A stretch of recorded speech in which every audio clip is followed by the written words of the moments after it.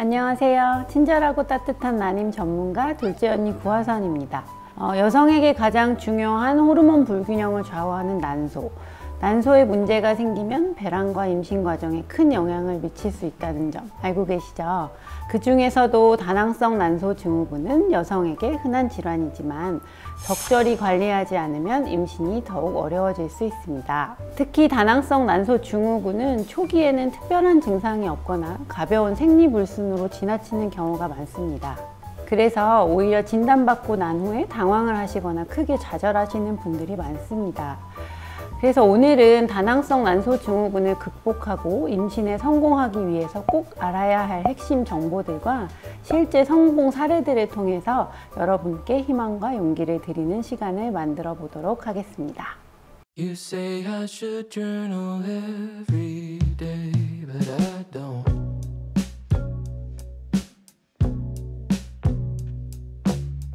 You say if I write things down, then I'll know myself better, but I probably won't. I know that there is something I should do to be a healthy human. That's what I wanna do, but I don't think I know how. 먼저 다낭성 난소 증후군이 어떤 질환인지 궁금하실 텐데요. 다낭성 난소 증후군은 사실 학회에서는 예전에도 한번 말씀드렸는데 다낭 난소 증후군으로 공식 용어는 바뀌었습니다. 일반적으로 저희가 이제 다낭성 난소 증후군이라고 얘기를 하기 때문에 오늘은 그렇게 표현을 할 거고요. 내가 다낭성 난소 증후군인지 아닌지는 사실은 굉장히 쉽게 판단할 수 있습니다. 왜냐하면 다낭성 난소 증후군은 굉장히 정의가 명확한 질환이기 때문인데요. 첫 번째는 생리불순, 그리고 두 번째는 초음파에서의 특정 모양, 그리고 세 번째는 남성 호르몬 증가 소견입니다. 생리불순은 1년에 6번 미만으로 생리를 하는 경우로 정의하는 경우도 있고, 생리의 주기가 45일을 넘어가는 경우로 정의하는 경우도 있고요. 그래서 저희는 이제 여쭤볼 때는 당신이 언제 생리할지 정확히 예측이 가능한가요, 안 한가요? 이렇게 여쭤보고 있어요. 가능하지 않다 그러면 생리불순으로 이제 생각을 하고 있고요. 두 번째 특정 난소 모양은 초음파로 비교적 간단하게 확인을 할 수 있습니다. 인터넷에서 검색해 보시면 나오겠지만 난소 안에 이제 까만 공들을 예비남포 또는 동남포라고 하는데, 그 동남포의 개수가 남들보다 많이 보이는 경우, 그것도 명확히 12개 뭐 이렇게 정의가 있는데요. 그게 많이 보이는 경우를 말하고, 세 번째는 남성 호르몬 증가 소견입니다. 남성 호르몬 증가 소견은 대표적으로 여드름이 많이 나거나 수염이 나거나 이렇게 온몸에 털이 많이 나는 경우로 정의를 할 수 있는데, 이 세 가지 중에 두 가지를 만족하면 다낭성 난소 증후군입니다.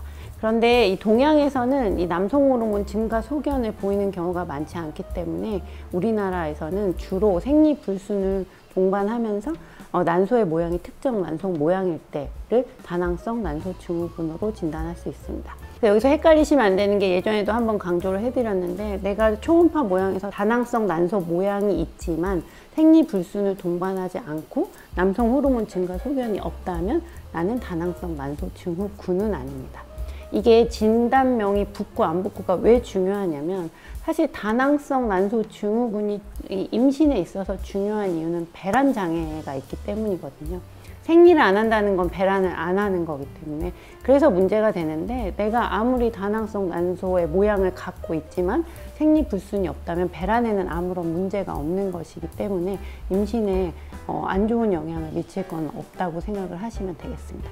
그러니까 항상 질문을 하시는 게, 여기서 이제 난소 기능과 관련돼서 AMH 많이 물어보시는데, 다낭성 난소 증후군을 갖는 분 중에 난소의 기능을 보는 AMH 검사를 했을 때 평균보다 높게 나오는 경우가 많이 있어요. 그런데 제가 아까 말씀드린 세 가지 조건 중에 AMH는 없었거든요. 즉 진단을 함에 있어서 AMH 수치는 중요하지 않습니다. 다낭성 난소 증후군이 임신에 악영향을 미치는 이유는 하나, 배란 장애 때문이거든요. 그러면 임신을 위해서 치료를 하려면 어떻게 하면 되죠? 배란을 만들어주면 되는 거예요. 다낭성 난소 증후군이 진단이 됐으면 치료가 두 가지인데, 내가 임신을 원하면 배란을 만들어주면 되고, 왜냐면 배란이 안 되는 질환이니까, 임신을 원치 않으면 생리를 안 하는 게 건강상의 문제를 일으킬 수 있기 때문에 생리를 만들어주면 됩니다. 생리를 만드는 방법은 여러 가지가 있어요. 주사를 맞는 방법도 있고 피임약도 있고요. 배란을 만드는 게 이제 저희들한테는 난임 환자들한테는 초점이 됩니다. 우리가 배란을 만들어서 부부관계 날짜를 맞추기를 할 때 너무 배란이 많이 되는 건 오히려 좋지 않기 때문에 적절하게 배란을 만들어야 되는데, 그게 뭐 명확히 정해져 있진 않지만 배란을 한 3개 전후로 만드는 게 가장 이상적인 것 같아요. 왜냐하면 사실은 가장 이상적인 거는 한 달에 하나 남들과 똑같이 배란을 만드는 건데요. 약을 쓰다 보면 이제 그렇게 안 되는 경우가 있고, 막 10개, 20개씩 만들어질 때는 오히려 부부관계를 했을 때 다태아의 위험이 많기 때문에 저희가 배란을 만들어 놓고도 부부관계를 하지 마세요라고 캔슬하는 경우도 많이 있어요. 근데 실제적으로 다낭성 난소 증후군의 배란 유도를 할 때 저희 같은 의사들이 가장 힘든 점은 한두 개를 만드는 것입니다. 왜냐면 너무 많이 만들기 싫어서 약을 적게 쓰면 전혀 배란이 되지 않는 경우도 있고, 그렇다고 약의 용량을 살짝 늘리면 10개, 20개씩 과도하게 되는 경우가 있어서 다낭성 난소 증후군 환자에서 적절하게 배란을 만드는 거는 쉬운 일일 수도 있고 매우 어려운 일일 수도 있습니다. 그래서 이상적인 치료는 배란 유도를 통한 자연 임신 시도입니다. 네, 이렇게 여러 번 했는데도 안 되는 경우에는 이제 예전에 말씀드린 대로 이제 난임에서 부부관계 날짜 맞추기를 한 6회 정도 했는데 안 됐을 땐 그다음 시술을 고려해야 된다고 말씀드렸잖아요. 그래서 그 다음에 이제 고려하는 시술이 인공수정과 시험관 이렇게 되는데요. 사실 다낭성 난소증후군 환자에서 시험관으로 넘어가는 케이스도 많이 있습니다. 그 이유는 뭐 아주 여러 가지가 있을 수 있는데, 다낭성 난소증후군 환자분들이 시험관 아기를 통한 과배란 시에 겪는 어려움들이 좀 있습니다.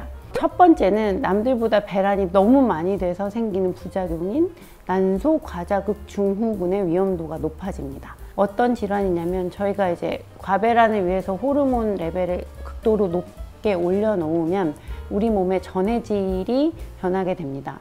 전해질이 변하게 되면 혈관 내에 있던 수분들이 몸 밖으로 빠져요. 근데 내 체외는 아니고 혈관 밖으로 빠지거든요. 그러면서 이제 복수가 찰 수 있고, 그것 때문에 혈관 내에 농도가 진해지면서 혈전이 생길 위험성이 있고, 뭐 그렇게 해서 이제 혈관 내에 물이 적어지면 신장이 기능을 안 해서 신장 기능이 망가지는 이런 부작용이 생길 수 있는 게 난소 과자극 증후군이거든요. 그래서 복수가 차는 거를 두려워하시는 분들 많이 계시잖아요. 과배란 할 때. 그게 결국 난소 과자극 증후군 때문에 그럴 수 있는 거거든요. 그거를 좀 두려워하시는데, 사실은 난소 과자극 증후군은요, 주치의들도 되게 무서운 합병증 중에 하나예요. 왜냐면 진짜 심하면 생명을 잃을 수도 있거든요. 근데 다행히 최근에는 여러 약들로 인해서 그렇게 심하게 복수가 차거나 혈전으로 인해서 생명을 잃는 상황까지는 안 만들 수 있는 경우가 많이 있어서 그런 경우는 거의 없습니다. 시험관하기를 할 때 사실 가장 적절한 난자 채취 개수는 15개에서 20개로 알려져 있거든요. 근데 이 20개를 맞추기 위해서 이제 약 농도를 막 용량을 조절을 하게 되는데, 이 약의 용량이 살짝만 부족해도 너무 질 안 좋은 난자들만 나오는 경우가 있고, 그걸 조금만 올려도 30-40개씩 채취가 되는 경우가 있기 때문에 주치의들마다 이제 약을 어떻게 쓰느냐가 완전히 다릅니다. 근데 난소 과자극 증후군은요, 내가 난소가 막 부어있는 상태에서 임신을 하게 되면 복수가 계속 차거든요. 근데 이게 만약에 임신으로 이어지지 않는다, 그럼 복수는 일주일 정도가, 일주일? 맥시멈 열흘이면 다 좋아져요. 난자를 채취하고 난소가 가라앉지 않은 상태에서 이식을 하는 게 그게 신선배아 이식이거든요. 그렇게 하면 복수가 더 찰 확률이 큰 거예요. 모든 사람이 그런 게 아니고 난자가 많이 채취된 사람. 근데 우리가 이식을 하지 않으면 임신이 아니잖아요. 임신이 아닌 상태라면 복수가 차 있어도 그 복수는 생리 전에 빠져요.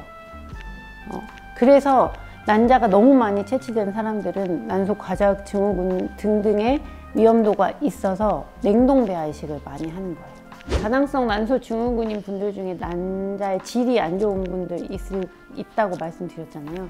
되게 소수지만 그런 분들한테는 제가 예전에도 말씀드린 것처럼 어쨌든 이노시톨이나 항산화제 이런 거 복용이 좀 난자 질 향상에 도움이 될 수 있다고 하니까 그런 것들도 많이 드시면 될 것 같고, 그리고 다낭성 난소 증후군인 분들 중에 혹시나 체중이 좀 많이 나가는 분들이 계시다면 그런 분들은 체중을 좀 감량하시는 것도 도움이 될 수 있다고 되어 있습니다.